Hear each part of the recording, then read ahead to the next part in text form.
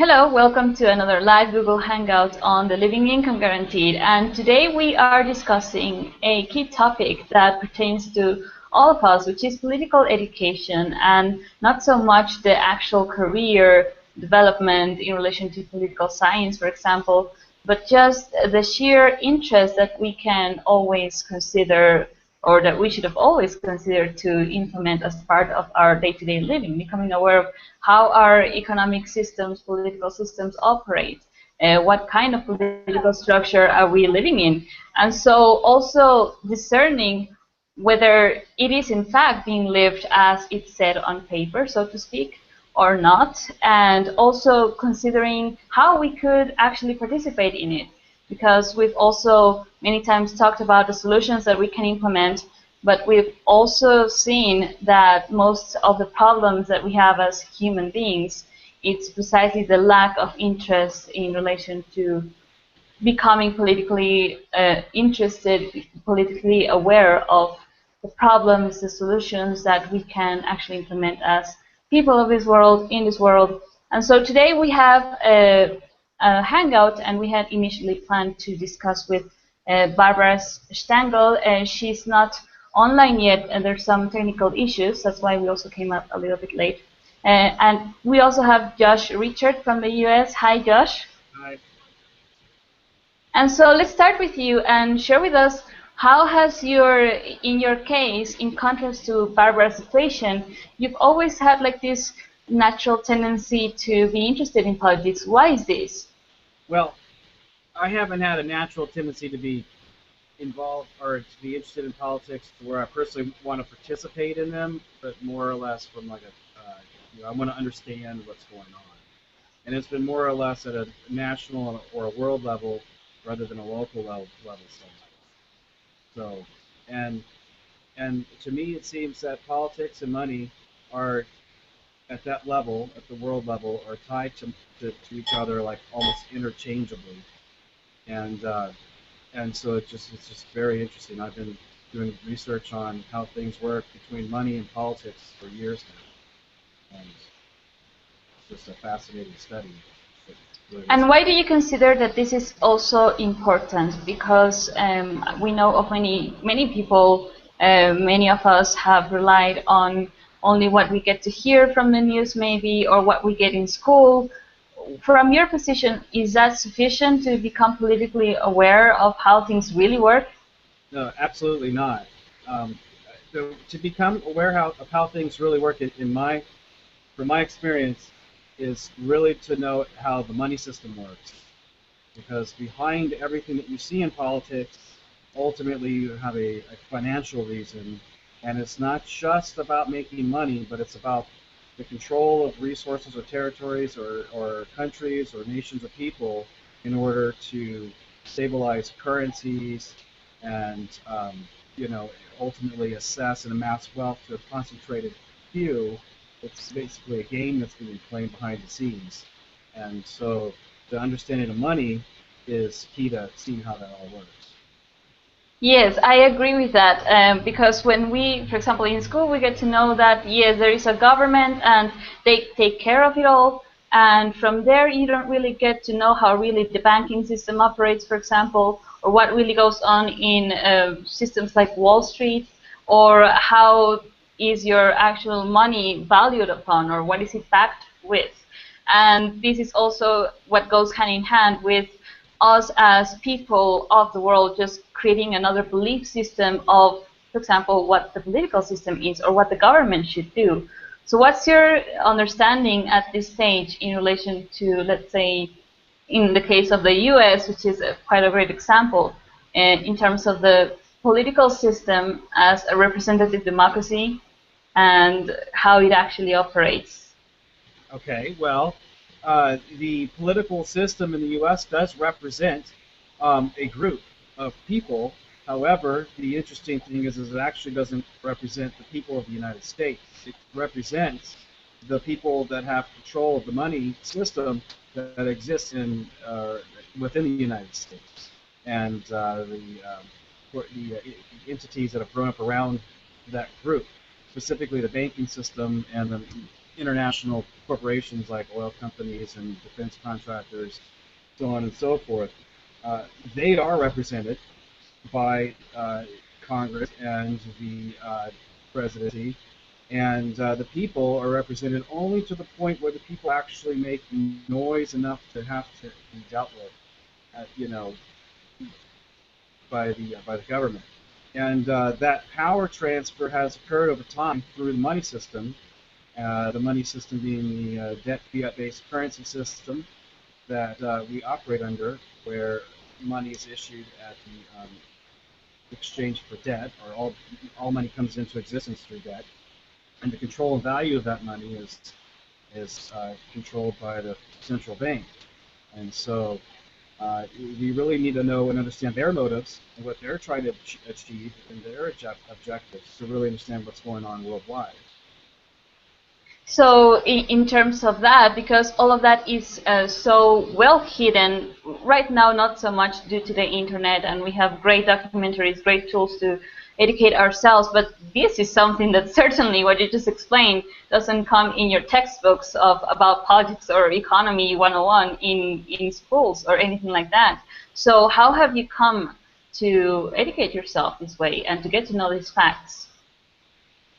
I've done extensive reading on the internet, which is a wonderful means of communication because it's the last bastion of free press, so to speak, where there of course there's plenty of misinformation and disinformation on the internet. You have to be able to sort through it, but within that, there's gems of true knowledge about how things work within there. And I've been investigating this for decades, or not decades, for a full decade. And I tend to follow the metals, actually. The guys that write about the metals tend to have a very good understanding of the economy, the banking system, how it actually works.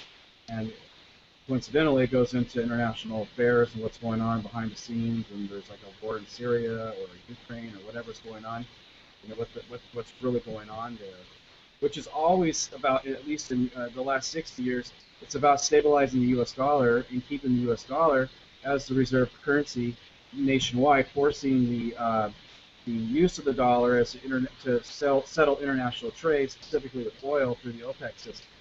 The entire world economy and world affairs is based on defending the dollar. And yes. And that's what I would also say is what really shapes political administration and political structure at the moment. It's not really that we have some kind of pure governmental structure where people actually have the power to decide on social matters and how even money operates or how our education systems operate. So with everything that you've just explained, we can also agree that the political notion is actually tainted entirely by the actual economic matters, which means that which we don't learn in school, that which we are not usually being broadcasted by, our media or our general education in schools and so forth. All of that is precisely what becomes the real source of the problem in itself, in terms of how democracy, for example, is really non-existent, and at a political level we're made believe that, yes, you live in a representative democracy. You can call your congressman and you can just decide on matters that, create or destroy your life. But how have you found out that this is really not so, or what have you found out about the political aspect of this? Well, one of the big things that it makes it clear to me that the system's not representing us is that no matter who's in office, we always seem to be on the same track, really, universally.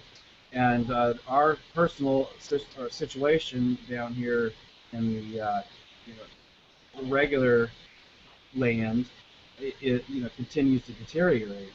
So it's as if there's actually no solution to anything. And like you said, there's plenty of solutions that we could come up with to healthcare, education, crime, so on and so forth, that just simply get worse, regardless of the input we put in or the efforts we put in or who we elect. It's always basically the same track that we're on. And the track right now is the wealth, the increasing of the wealth of the elite, corporations and the banks that run international affairs.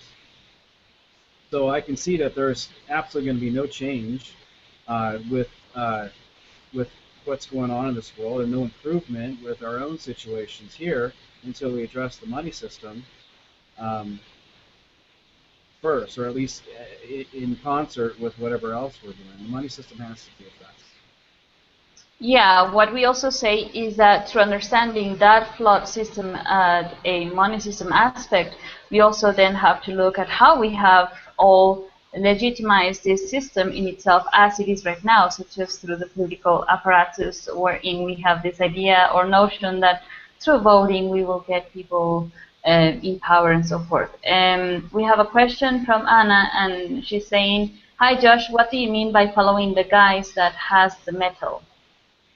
Oh, not the guys that own the metals, but the guys that write about the metals, the precious metals, silver and gold, and all that kind of stuff. Um, those guys have a there's two different philosophies in economics, and there's Keynesian economics, which is what the current, that's what's basically, that philosophy is running the system now, which is prosperity through debt. And then there's Austrian economics, which is, prosperity through saving and doing things correctly and not going into debt, like the complete reverse. And the metal guys operate from that Austrian perspective, and they look at everything through that Austrian perspective lens and come up with amazing critiques of how things are actually going on internationally and with money and the money system itself. Um, Perhaps their solution wouldn't be adequate in the long run, but it is as far as their what they write about, it's a great way to learn about how the system works. Like, there's no other source of information like from those guys. Cool. And in essence, also, when it comes to seeing how all of this is working at a background level, meaning we are generally not aware of even an option on how to run things differently. So that's why also within the context of the living income guaranteed, what we are doing is first of all taking the first steps that are required in order to become aware of how things are really operating, that it's not the way that we are usually thinking it would be. And that implies also when it comes to, for example, the banking system and how money is issued and so forth. That's certainly something that before we even get to that, we have to kind of first understand how, due to our abdication of responsibility, our abdication of participation in political affairs, we have allowed just a few individuals to actually run the whole show in terms of how money is issued. For example, the Federal Reserve in the US, so it's a private institution that is the one that runs the show in the United States, and how the government, in this case, the political aspect, is only the facade that has become the way to tell to the people, to legitimize such powers just by, in this case, the cognitive dissonance of saying the Federal Reserve, it's something of the government. And so within all of this, we see that because we have not we haven't become aware, or we haven't studied, or we haven't done proper research, then that also becomes part of the problem in itself. How we are run by a few individuals in this case, but how we have also allowed that, because we haven't, in the majority, I bet you can see that as well, we haven't been interested in that. We have a question from Jean, and she's saying, can you articulate the difference between the Keynesian and versus the Austrian school? I guess you did, but if you can repeat it, please. Yeah, okay. I'm a little bit rough on this part because I haven't refreshed on that point exactly. But Keynesian, or before this video here, but Keynesian economics would be more or less a belief in the system that we have now, where you have prosperity through debt. There's actually, an economic philosophy that we can spend our way out of our current financial situation that the deficits that we're running are actually good for the economy. It's actually mind-blowing, but there are actually economists that actually believe in running trillion-dollar deficits. They think that in the long run things will work out. And it's all based on the principle that if you just spend the money no matter where it comes from, that eventually you'll create a prosperity boom, which in and of itself could actually manifest. But the problem is the money's all tied to debt. So for all the prosperity that we're having to pay it all back with, actually the net effect would be a reduction in our spending power in the future. That is the same thing as a tax to pay back the debt that we're accumulating through the Keynesian economic philosophy. And the Austrian philosophy would be on the far extreme of that, which would be no debt at all, and everything would be run. Of course, this is all based on a profit-based system as well, but businesses would be free to take care of themselves with no government intervention and no government spending programs to help stimulate the economy. Everything would be run strictly from just a sense of profit and loss, and that would be with no debt tied to the money. That would be an Austrian economic starting point, which is actually where we were before the creation of the Federal Reserve Bank in 1913. And ironically, what you're saying about the education, we're not educated about how these things work. We've had two central banks before in the 1800s for 20 years each time, and the government, our government, actually shut them down and went back to the way the Constitution's actually written, where Congress has power of the purse, which is power over money, and the government, if it needs money, can issue it debt-free. Nobody's even aware of the fact that we've actually had debt-free money before this period in time. So, not to merge a bunch of points in here, but just in principle, Austrian economics would be a debt-free system. Keynesian economics, ironically, would be prosperity through debt. It's the entire sacrifice for the economic growth. We hear always this term, economic growth, and we don't actually understand where is that coming from. And the United States is actually running from that because it's the most indebted nation throughout history, and it's the most powerful at the same time. So it's actually a bubble that will eventually burst. So what's your perspective in terms of this condition from the perception of, well, I am an individual, for example, in the United States, and I know that my government is probably not in the best stance that it is, but I am really not able to do something about it, or I am powerless to go and change things. Or what have you also seen around you in terms of people, or are they even aware of this? Are they interested? Or do they, or do we as people in the world know that this is actually absolutely like a fallacious system, and we just keep it running because it gives us our benefit, it works for our lives? What's your perspective on that? Well, I think it was Plato who said an apathetic populace will have evil rulers, and I think we're proving that right now. And also, that is what I see is mainly it's apathy. For instance, I've tried to tell people that the Federal Reserve Bank is a private institution, and just getting that across is a monumental task for the average individual.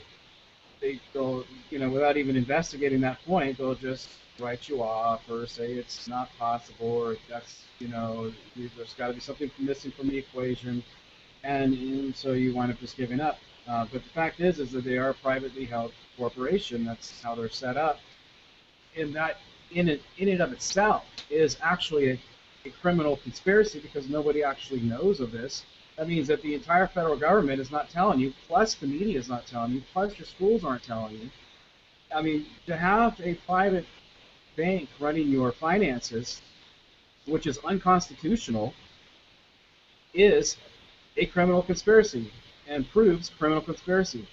But the people of the United States just don't even care to even investigate that one point. If they can just investigate that one point and prove that, they can at least begin to see, well, okay, this is a criminal conspiracy. What else? Let's start investigating the rest of this. But we can't even get that far for some reason.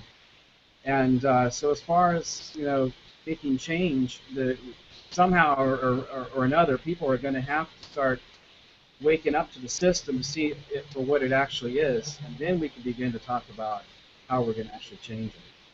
That's the whole point, and thank you for articulating that, because I've also seen that. I mean, I even, spoke about this with my father, and he had no idea of how things are run, for example, in the US, and I could only see that his disbelief, like he couldn't believe what I was actually explaining to him, but it ends there, it is like a sense of powerlessness that comes through when people get to understand this, and I've been there myself, you've probably been there yourself, but from there, we actually realize that even if I'm not in the States, I'm in Mexico, I'm interested in how things are running in the countries that are placing examples for the rest of the countries, and also considering that we tend to, as people, just get into this disbelief, disempowerment, and believe that we cannot change things. But that's precisely what we get also through the media, through what our idea of politics, which is just let's say the reality show that pretends to have control over things, but as you've explained throughout this hangout, it's not really how things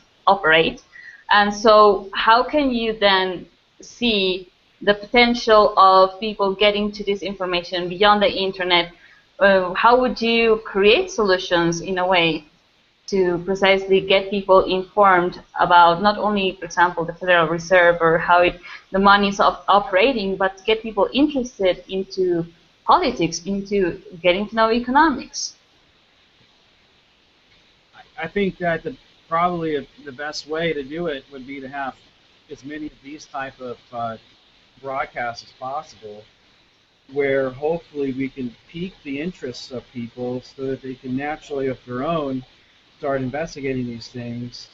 And the more different types of people they hear saying basically the same information in different ways, the more people we can reach. But as far as waking up the populace, there's no real point in doing it on an individual level. I mean, you can bring it up on conversation, but you're not going to have an effect because of the massive resistance. The best thing you can do is organize and already start forming a solution, start forming proposals for a new solution, a new way of doing things, and increase the visualness of it, the publicity of it, to a point where you're reaching some form of a mass awareness, where people are at least aware that this alternative thinking exists, and then from there, hopefully, it grows. Actually, this is what we are doing with the Living Income Guaranteed, exactly that. And for example, today we got an email from someone in New York. So I think, Jean, you're in New York, so we will contact you because they're interested in working this and already talking through it at a political level.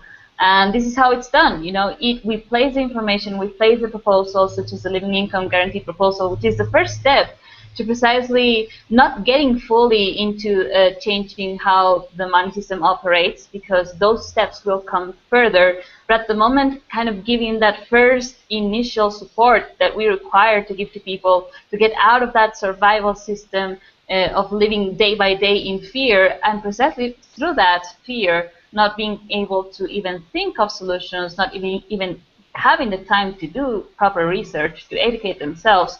So I also see that as a fundamental first step, because as long as there's people that do see the problem, they live the problem, they understand the flaw of the problem, but they are not allowed to even be able to articulate the problem because they don't know how things operate.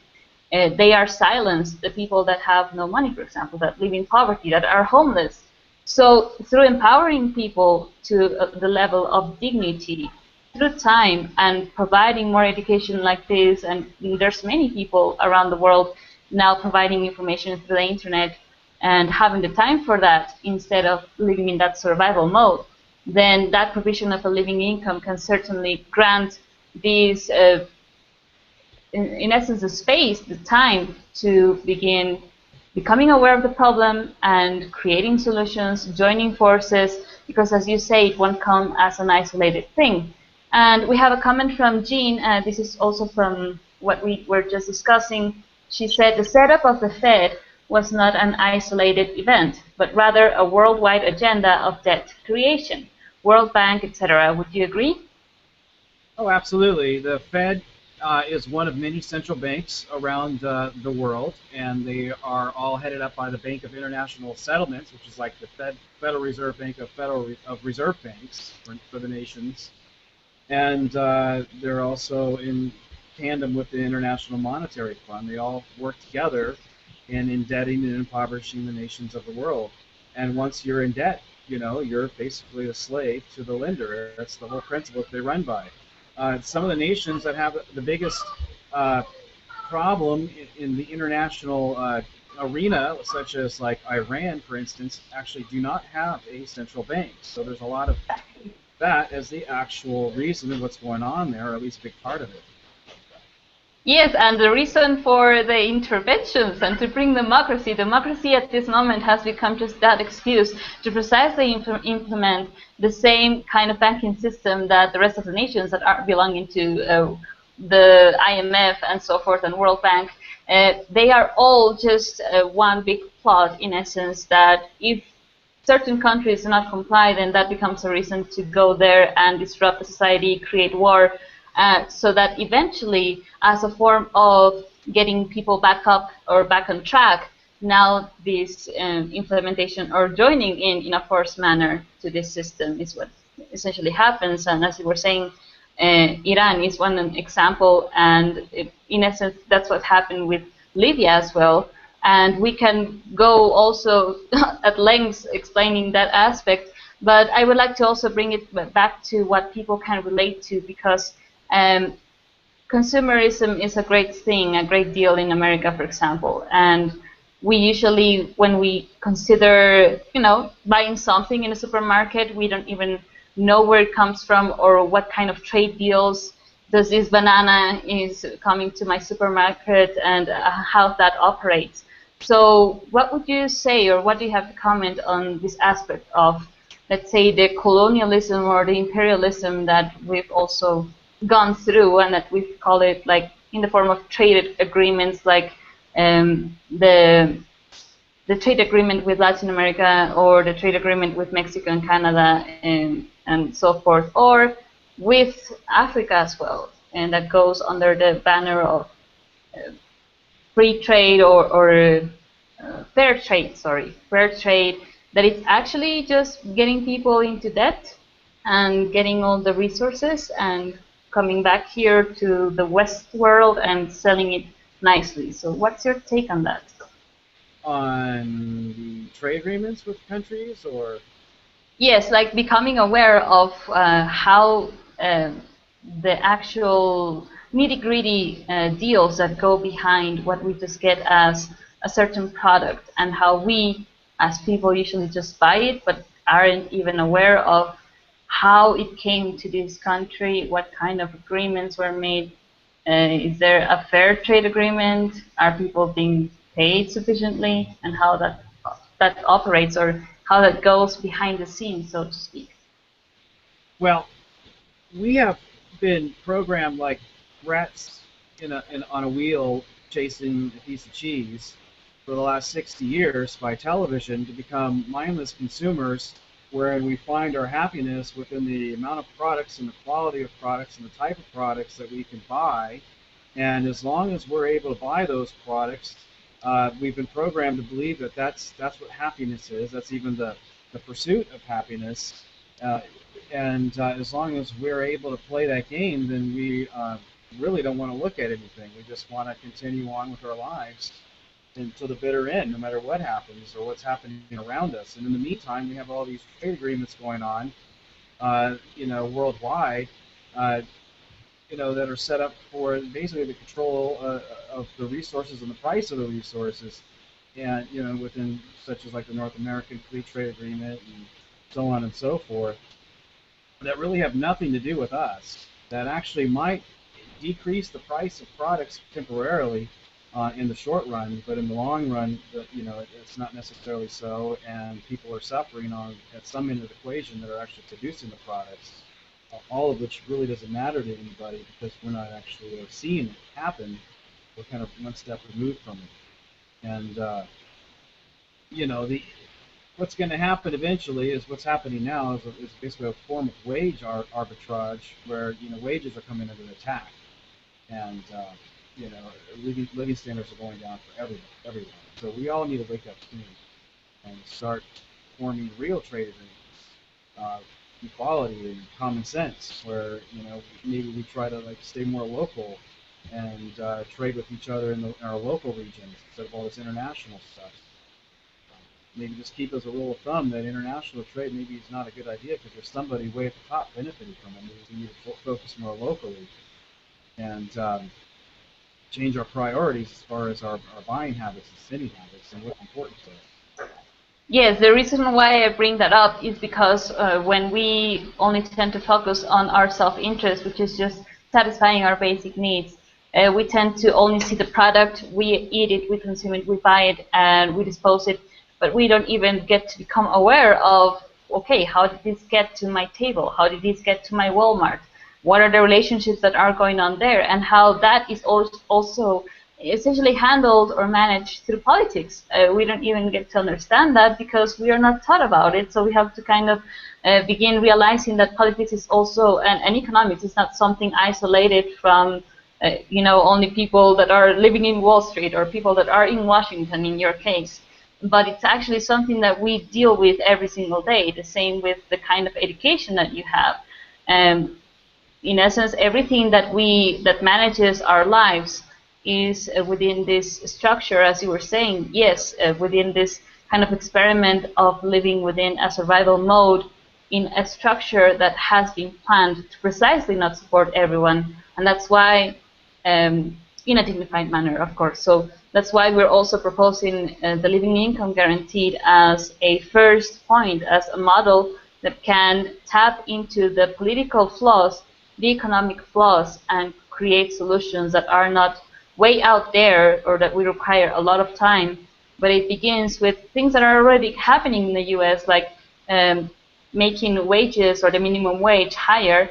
In Seattle, for example, that's already happening. It's going to be a process of 3 years, for example, for some businesses, but getting to a $15 wage, minimum wage. And that comes from people that get into politics.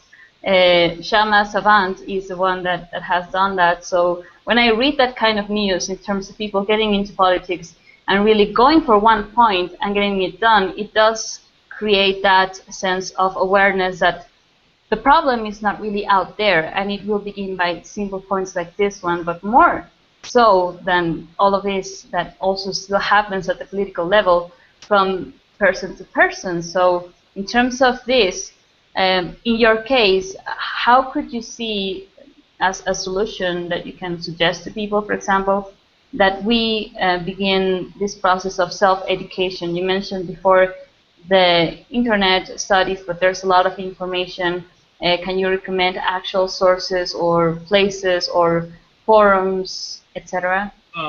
Well, globalresearch.ca is a great website. I frequent quite a bit.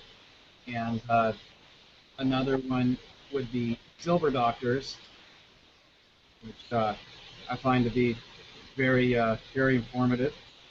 And then, like I said before, I think there's a lot of self-education that needs to be done where people really begin to understand how the system works, that can then join forces and make videos and spread the word so that we can reach more people, and then simultaneously have a proposal like the living income guarantee, which is a great platform to run on, because essentially what that is a form of a bailout. It's a negative word, but it really essentially is for the people, which that's really where the money is needed.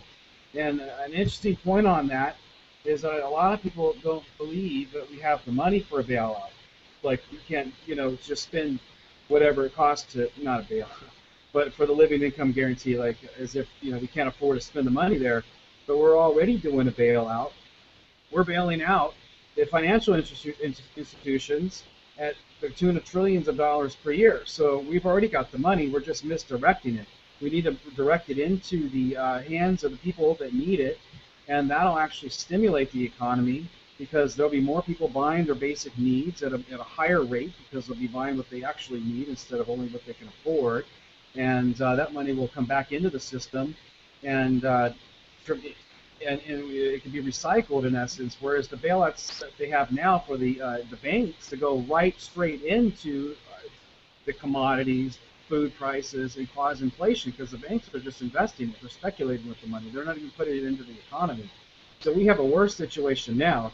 I mean, if we just simply redirected all that money that we're using to bail out the elite and formed it into a living income guarantee, it went from the bottom up, the economy would improve dramatically, and we'd have much better results with less money. And actually, everybody would win. even the winners in this system would. Of course. Exactly. That's what we've saying all this time as well, that, there's people, even in politics, I read the news today, they would say that that would create a massive loss, augmenting the minimum wage, which is really a brain-dead comment without realizing that that money would actually go to the people to expand the consumer base and to essentially revive the economy that is currently being revived through the use of military excuses to wage war onto other countries, only causing death and destruction. I mean, I'm really flabbergasted at how this war on Afghanistan is costing billions and billions of dollars just to now retreat from there and get the troops back. I mean, all that money, if you could invest it instead into providing a living income, America would not be simply plunging into poverty, homelessness that is now being criminalized there.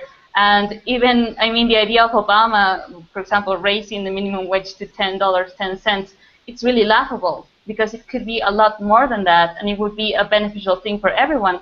So with all of this, I could say that I agree with how we have lived in this limited view of the system where we believe that we have to conform with the little bits of changes, but there is money, and so we simply have to decide and agree to mobilize ourselves to essentially create political parties, political groups, wherein these issues can be discussed and laid out in terms of solutions. Because, I mean, if people from the US are contacting us saying that they're interested in this, it means that it's doable. It's a matter of, sharing these kind of videos as well, sharing the proposal, sharing information on how we aren't really disempowered to change things.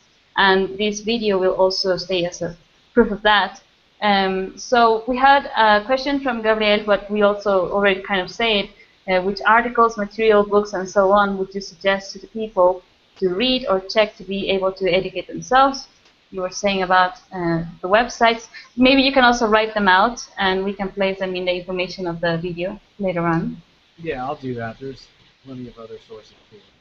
Okay, so Josh, to finish off, because this is a living income guaranteed proposal, hangout, what, in your perspective, you already mentioned the benefits, what else have you seen would be like a paradigm shift situation with it? What are the benefits? Of the living income proposal? Yes. Okay.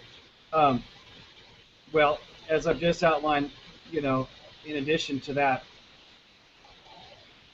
it would just redirect the funds into the, to people that need it and alleviate an enormous amount of stress that's caused by the lack of money.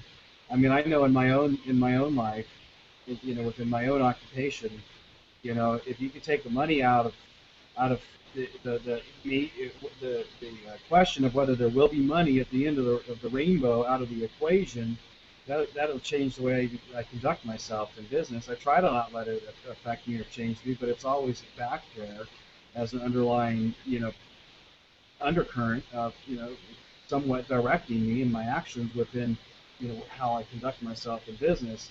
And sometimes it's good and sometimes that's bad. Like sometimes I know I need to do something a certain way because in order for the best outcome, but because I might lose the customer, which means I'll lose money, I will cave and go out and do it the customer's way to try to make them happy on the short run. And if I didn't have income to worry about, I would just tell them, no, this is how we're going to do it. This is the right way to do it, and this is how it's going to be done. So I think it would change the way we actually work with ourselves and each other. Also, things will be dramatically improved if people will be able to stand up for what's right and what's best for all, or best for their business at least, much more so than they can now, where they have the fear or threat of loss of income as a consequence if they don't do what they believe they actually need to do. And so we would have a lot of benefits on that level as well. I agree absolutely, and that's a very crucial aspect because when we look precisely at the word economy, politics, we tend to see it out there, but you're just sharing your own example as a businessman, how that will affect the decisions that you make. And that's precisely the kind of decisions that create the actual fabric of society, the actual fabric nature of the system itself, where we won't compromise each other and do things that we know aren't best for everyone, that want, for example, selling something that won't last that much, but I require the money, so I have to get it done somehow. And so we will stop kind of leading our lives through that sheer necessity of the money, of getting day by day, getting the money to eat, getting the money for basic necessities, or existing in that complete fear of poverty and not being able to feed your children and having some stability in your life, which has become also a source of sickness, illnesses, mental diseases that also become another aspect that would be actually diminished, if not completely cleared up, or a healing process that would come with that stability that comes with money. I mean, I can see it with people in my environment, myself. When we don't have money, it's like your entire experience simply goes down. You get depressed, you get annoyed, you get angry, you don't know what to do. And if we could provide that stability to everyone, it is really like the empowerment that we haven't seen before as a genuine form of democracy, because it's not really just going and voting, but getting the money to be able to participate effectively in the economy, in essence, as you're mentioning, and so with decision-making processes, which is essentially what politics implies. So thanks for sharing that as well. And so we're about to finish. Any last words that you have? Well, just after going through this interview here, I think that the best way to make change on this front here would be to do what we're doing here, and also challenge the mindsets of people that have been conditioned. We have a lot of conditioned mindsets about a lot of things on various topics. Even the situation in the Ukraine, I find a lot of people out here are still believing that we're facing the USSR. We're not. We're facing Russia. It's a totally different country than it was 60 years ago. And but that's just one example. I mean, there's dozens and dozens. So we should probably take time to take apart all of these conditioned beliefs about how the system works, about how money works, the international countries, who they are in reality, on the international field, so that we can begin to see things for what they are. And then while we're doing that, also run a very strong campaign or proposal for a living income guarantee that eventually will hopefully get into the minds of people enough to actually make an electable candidate that can enter into politics and actually start to affect some change.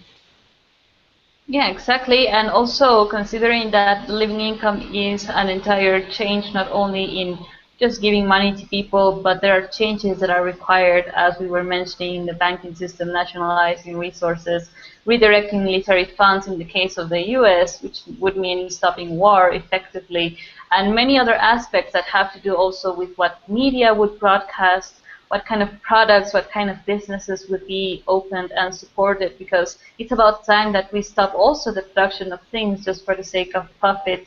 And also that comes with the decision to support things that will support me as an individual and support my society back.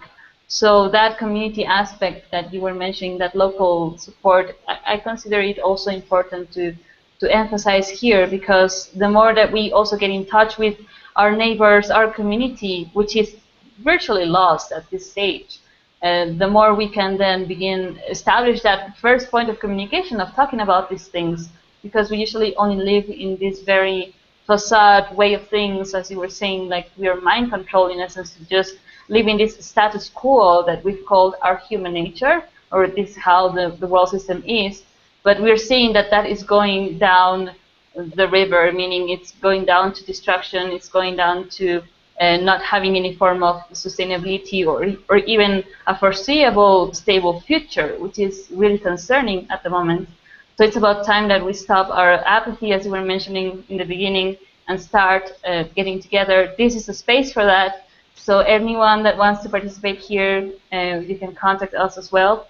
We are more than happy to establish these kind of dialogues, and I thank you, Josh, for sharing with us, because it's been very cool to understand how we can talk about politics in the sense of, okay, what is a representative democracy and so forth, but you've simply brought it down to what is really kind of moving the cogwheels in the system, which is the entire financing system, the banking system, and also the aspects that we all live at an individual level that prevent us from getting into that.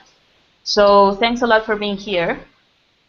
Thank you. And it would be cool if you can come back maybe with some other topics that you'd like to explain at length in these little aspects that you just mentioned throughout the Hangouts to expand further and to continue opening up the dialogue. And thanks for being here, for your time, and thanks to anyone that also everyone that placed comments and questions. And we'll see you guys next time. Maybe a little maybe an hour before the usual time, so we'll let you guys know. So stay tuned with us. Thanks for watching. Bye, Josh. Right, thank you.